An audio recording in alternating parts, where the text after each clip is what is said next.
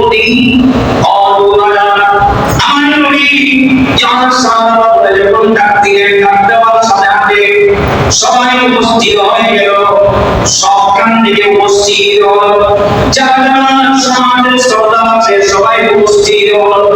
অনেকে প্রতিনিধি পাঠালেন, আমার নবী তাদের উদ্দেশ্যে বলতে লাগলো, হে আব্দুল মুত্তালিবের বংশধর।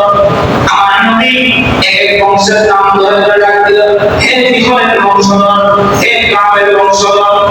আমি যদি বলি এই পাহাড়ের অপর দিক থেকে তোমাদের উপর আক্রমণ করার জন্য শত্রু পক্ষ উপস্থিত হয়ে গেল, পাহাড়ের অপর পাশে তোমাদের শত্রু উপস্থিত আছেন, তোমাদের উপর হামলা করবে, এবার যদি আমি তোমাদেরকে বলি তোমরা কি বিশ্বাস করো?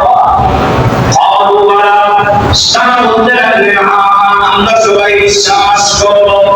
তখন নবী বলতে লাগলেন, فإني نبي لكم بين يدي عذاب شديد। আমি তখন বলতে লাগলেন, এ মক্কাতুল মুকাররমার বাসিন্দারা, আমার নিকটাত্মীয় আত্মীয়, তোমরা শুনো শুনো, আমি তোমাদেরকে ঘোষণা দিচ্ছি, আমি তোমাদেরকে সতর্ক করছি, আসন্ন কঠিন আযাবের, জাহান্নামের আযাবে তোমাদেরকে আমি সতর্ক করে দিয়েছি।